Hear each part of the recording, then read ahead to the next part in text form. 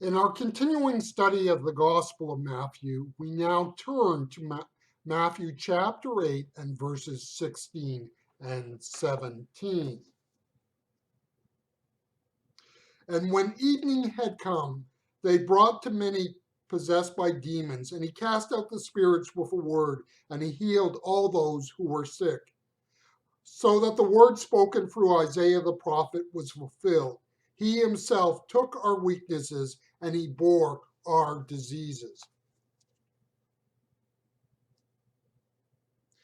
This commentary supplies an English translation of the Greek text. In any war, the war will not be won or lost on the front line. The troops at the front are only able to do what they do because they have the needed resources. We may think of weapons and ammunition, but that's not all that is needed.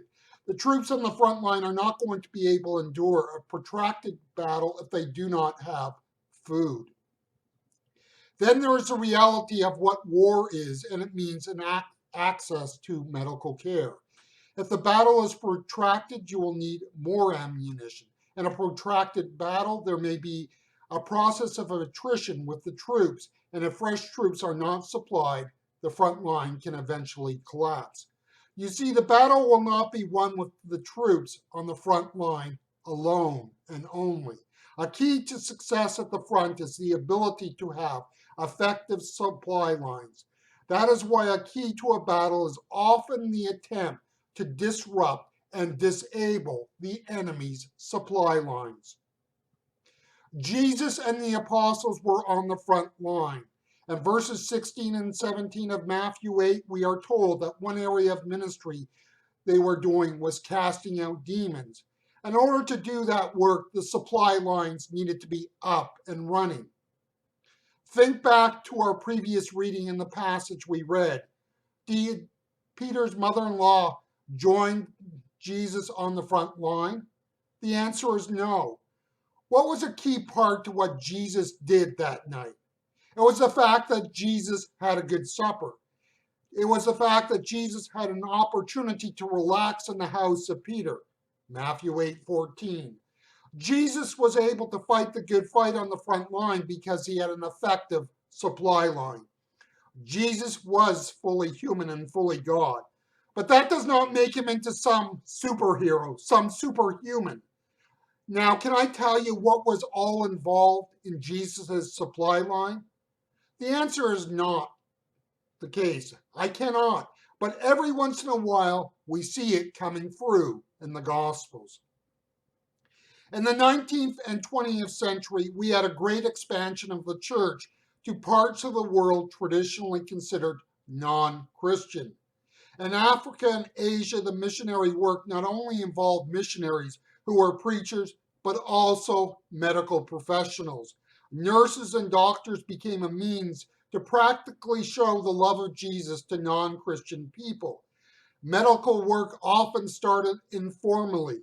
You might have someone travel from village to village, checking in, seeing the needs, taking care of people. In time, clinics would be built. In time, those clinics would morph into and develop into hospitals. In time, some of those hospitals might develop teaching centers to allow Christian nationals to take the place of missionaries in the medical system that the church had developed. In order for medical work to be done on the mission field, it required supplies and lots of them. The medical work on the mission field was dependent on a functioning supply line. There was the need for drugs, equipments, toiletries, and so on.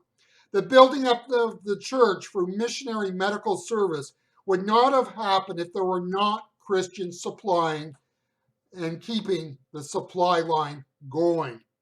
The ministry of the church is dependent on the supply lines. In order to keep the supply lines going, we need people to take on what may appear to be insignificant roles. This is compounded by the nature of the church. The church is a volunteer-run organization. The church is in trouble if it tries to keep the supply lines going through paid support personnel. In the modern era, the value or importance of work is tied to the financial remuneration it receives. It can be hard to get people to see the value of free work. The work of the church in every day and age needs those who behind the scenes make it possible. Jesus, nor Paul, nor John Calvin, nor John Wesley, nor Billy Graham could have achieved what they did without functioning supply lines. There is a war out there, and let us find our place so that the battle for the kingdom of God may be won.